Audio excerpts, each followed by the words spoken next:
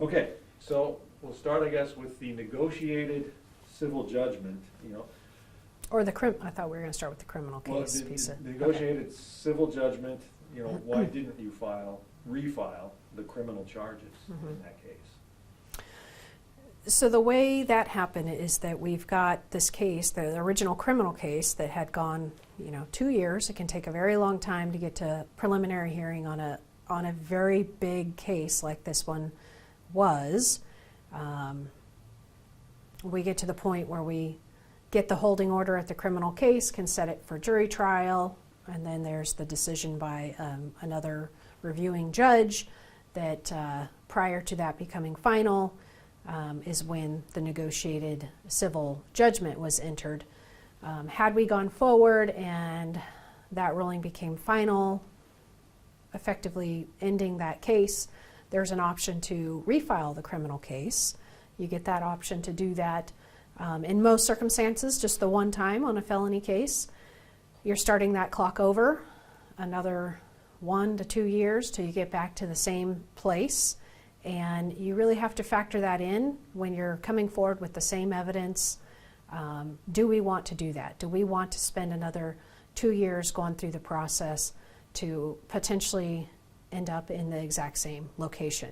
You're putting an entire community through 2 more years, and you're putting multiple families who lost loved ones who died in this tragic fire through 2 more years to maybe end up in the exact same position, and certainly in a lot less favorable position to negotiate any type of settlement when you do that. Given all of those factors, doing what we could for the community right then to get as much as we could back into the community for fire prevention was very important to me at that moment. But you said the same evidence, and it was my understanding there was some evidence that either wasn't allowed or not available that would have been should you refile. I don't know what you're referring to. So we did a 7-day preliminary hearing. Throughout that preliminary hearing, we called multiple witnesses to put on. It's like a mini trial. Most preliminary hearings on most cases are 30 minutes, maybe 1 hour, maybe 2 hours, because it's just to a judge, it's not to a jury. We did 7 full days of testimony, bringing in our witnesses, bringing in people from PG&E to really present the main points of the entire case. So we feel that we extensively put the evidence in front of the court that would show the guilt for the charges that we had brought forth. Okay.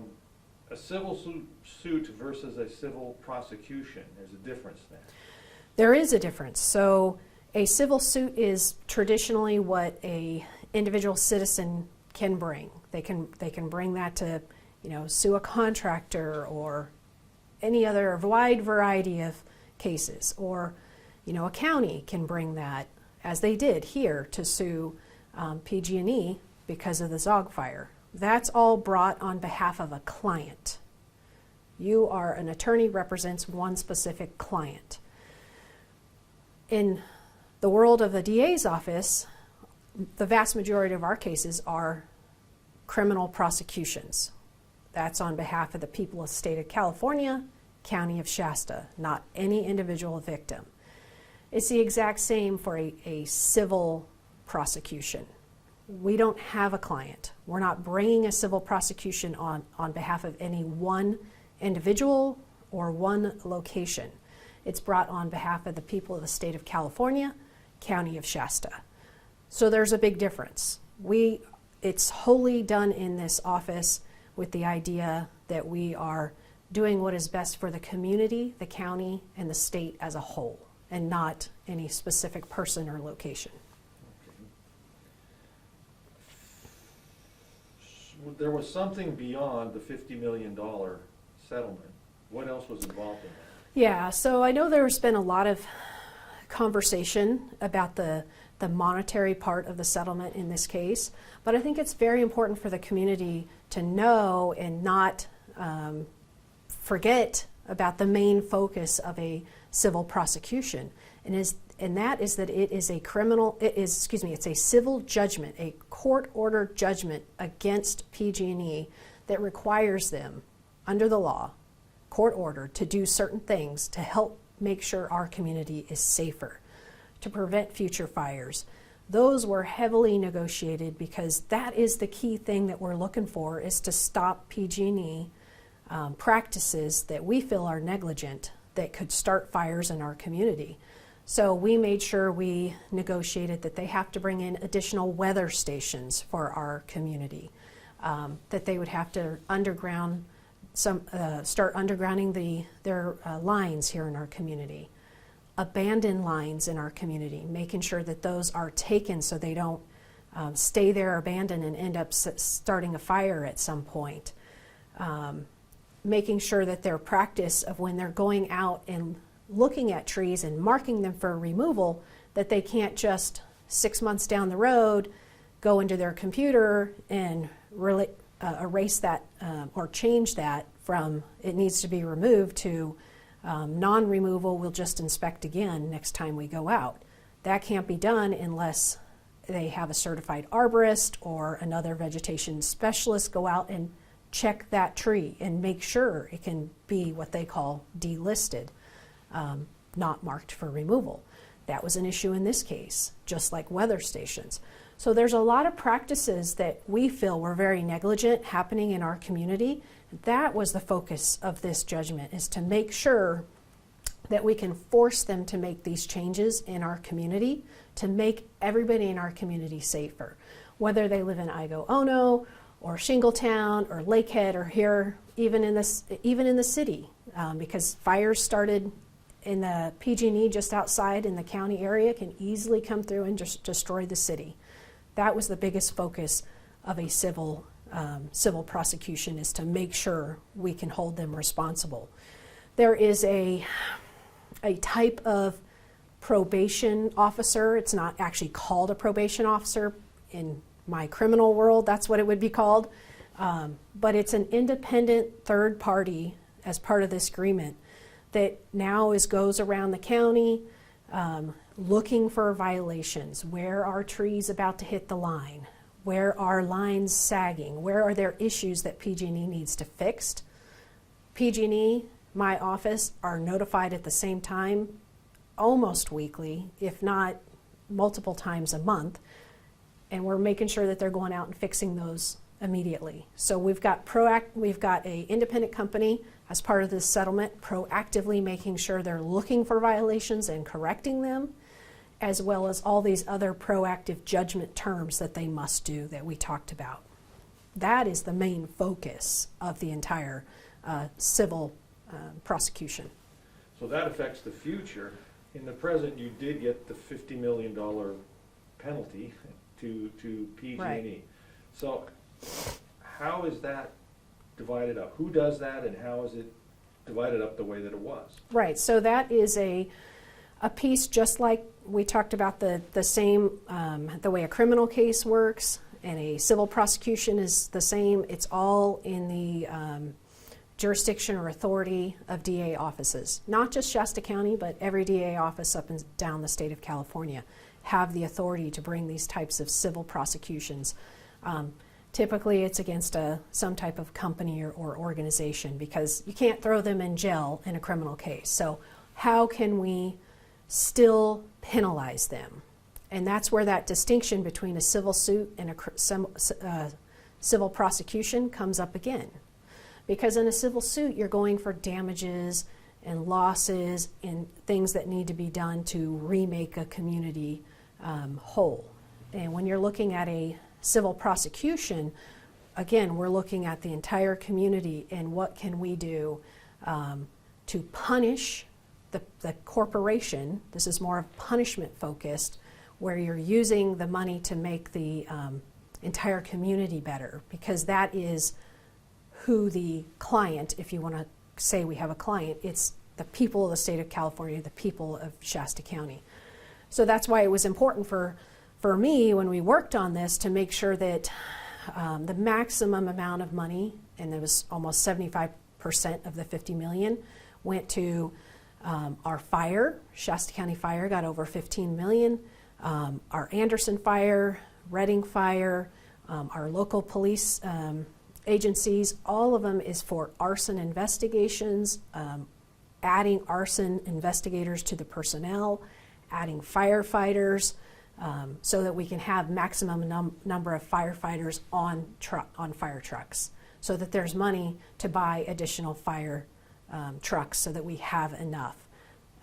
Funding all of that so that we're ready when and if there is another fire to respond as rapidly as we can to keep everybody in the community safe. That was 100% the most important thing, is to get our community ready for when and if there's another fire, with the actual terms of the judgment against PG&E making them do everything possible so that we don't have to respond to another fire. And then the other piece of that a lot of times is to, you can do money to some organizations. And for me, it's always been important to talk to, in this case, the families whose loved ones died in the fire. There's 4 people who died in the fire. And speaking with their loved ones and finding out how can we do something that's going to benefit the entire community, which you do in civil prosecutions, but in a way that also can honor the people that died. And that's when they, wanted money to go to animals and spay and neuter programs, so that Haven Humane money. One of the families was interested in some tree replanting and what can we do environmentally, so we make sure, okay, what about a donation to out at West Camp? Fela and Elena, the mother-daughter who died together in a vehicle, their family wanted money to go to children and families who are victims in the community. They had a presentation by our local Children's Legacy Center, who is also coming together with One Safe Place, and did a presentation on how they could have money go to benefit children and families who are victims in the community. And it was based on all of that input from those people whose loved ones died so tragically, that we could serve the entire community and get resources to the community, and also honor those individuals. The Children's Legacy Center, the $7 million has been criticized, and also you're on the board. That Sure. has been brought up as well. How Yeah. does that work? How did that work? Yeah, so I don't vote on anything that has anything to do with this money. I wouldn't want there to be anyone who thinks there's any type of conflict, or make it even that appearance of a conflict, but those are the 2 big organizations in this community that serve those populations. I don't sit on the board at the One Safe Place. I do at Children's Legacy Center, but I sit on that board with, the sheriff, the 2 chiefs of police, the different individuals in the community who know about crimes and have the expertise that is needed on that type of board in order to run that organization in a way that we can do forensic interviews of children, with bringing those law enforcement partners in from the sheriff and the chiefs of police, prosecutors in from our office, how to properly run that so it's the most beneficial for the child, and we get the evidence that everyone needs in order to take these people out of our community. So we sit on that board as advisors to make sure that those functions are paramount. We're not out, hitting the ground asking for fundraisers. None of us get a salary. None of us take any money. It's 100% volunteer to be on that board, in order to make sure that that is a successful organization that has served so many kids in our community. Of course, you're interested in it anyway, but you're there because by virtue of your position. Yeah, I mean, that's how a lot of these boards are run. They bring in the people that, who's the elected DA, who's the sheriff. Started out with Sheriff Basenko when he was the sheriff. When he retired, to Sheriff McGreeny. He left for his position, and then to Sheriff Johnson. That's how it goes, that we have those successive positions on there. So we can make sure that we have that expertise on the board to better serve the community and make sure that organization is steered in a way that it needs to be, so that the mission is always for how can it be better to serve crime victims in a way that works with our local law enforcement and justice partners. Another criticism, concern, has been the Igo-Ono area. Some Yeah. people feel they didn't, they're ground zero, but they didn't get what they should have gotten out of this settlement. Well, there's two things to that. One is that there was a civil lawsuit, which is different than a civil prosecution, that was brought by the county, and the county certainly could have done a town hall, done whatever they needed to find out exactly what the Igo-Ono area needed, because Shasta County and the citizens of county and the citizens of Igo-Ono are more of a client in that case. Unlike a civil prosecution, it's very, very different, and that is seeking damages and losses and trying to make that community whole. I wasn't involved in that. I hate to judge that particular settlement or whether that's the most that they could have gotten or not, but I certainly would think that there could have been more there. But in our area, again, like I said, we were trying to get everything that would serve the entire community. Now, one of the things is the Igo-Ono school. That was in a conversation with Fela's family. That's where Fela went and wanted to make sure that some funds went to the school. So we made sure some funds went to the school, in more than what they wanted in order to accomplish getting the new playground equipment out there. Through Shasta County Fire, there's going to be a lot of pass-through funds and equipment that come from Shasta County Fire into the Igo-Ono area for their volunteer station. That's the way that system works. I'm not an expert on that. I had a lot of conversation with Chief O'Hara on how all of that works, but I made sure that I knew one of the needs was to meet that goal of fire protection around the whole community is O'Hara brought up expanding that volunteer station 50 by 3 bays, and that would be written into the agreement, because that's something that he knew needed to be done out there and he wanted to do so that Shasta County Fire could better serve that community. So they will be getting that out there. That's I believe that's a $200,000 project to expand that reserve station. That's written in the judgment. I know a lot of people haven't talked about it, but it is there. But that's because it's the fire prevention piece and is going through what is given to Shasta County Fire to meet those goals. There's similar type things and additional resources given to different parts of the community, but that is one that is in Igo that I think hasn't been talked about and definitely needs to be.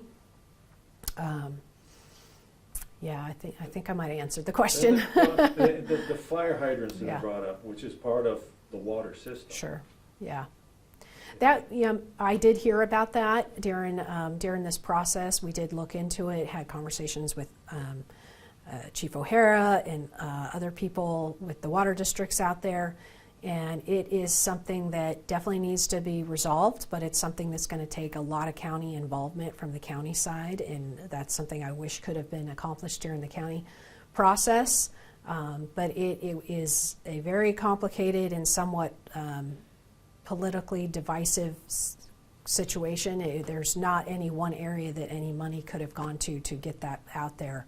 That's more of if it's needed to be done, maybe that can be done through funds to Shasta County Fire, or the county needs to look at doing that. But again, that's where we get into the difference between us going after damages and losses of a particular community versus doing stuff for the entire community as a whole.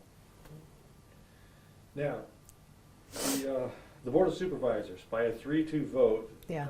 sent a letter, they are sending, if it hasn't been sent yet, to the State Attorney General, asking that office to look into this whole arrangement. How does that work?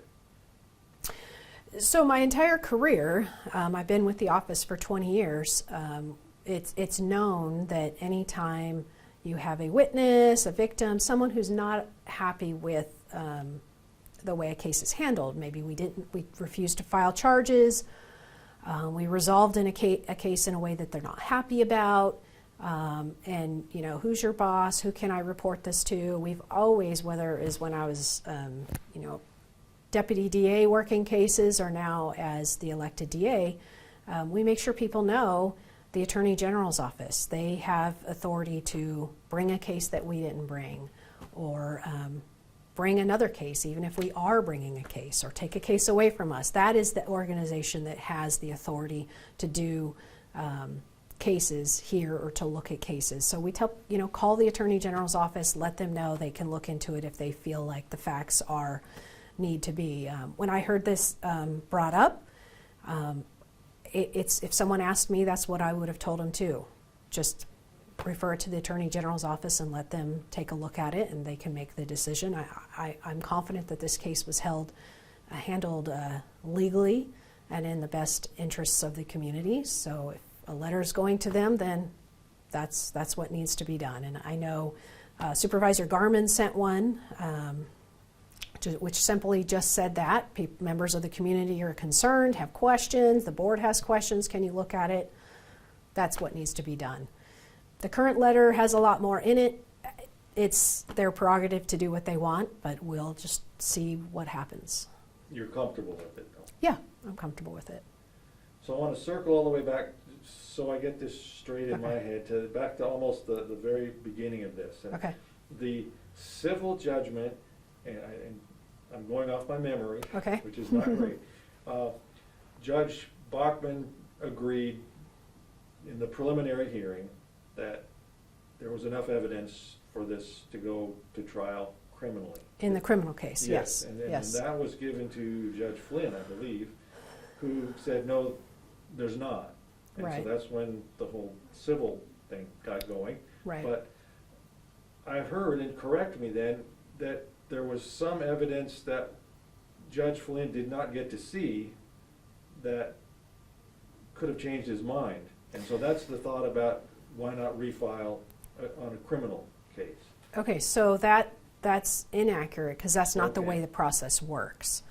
So when you do a preliminary hearing, there is a court reporter who does a transcript of every single witness that testifies. When a preliminary hearing is being appealed, the word is not appeal, it's a 995 motion, but it's kind of like an appeal. When it's being challenged, it goes to another judge, and that judge reads that exact transcript that the first judge heard live witnesses on. So every single thing presented to Judge Bachman, exhibits, everything that he viewed, all of that is given to whoever the reviewing judge is. They're looking at the identical evidence. So this is simply two judges that looked at identical evidence and viewed it differently. So there was no other added new or additional evidence that was not available to Judge Flynn then at the time? Correct. Okay. Judge Flynn was able to review exactly what Judge Bachman heard. Okay. Yes. Anything else you'd like to say? No, I mean, I do believe that this is in the best interest of our community as a whole. These funds are going to make sure that our fire stations are able to stay open and be fully staffed so that we can keep our community safe. Fires such as the Igo Ono fire out there, the Zogg fire, devastating to everybody who's out there, and I certainly understand that, sympathize with everybody who went through that experience. But this is part of the civil prosecution process, and what was done was both legal and in the best interest of the entire community to keep everybody safe.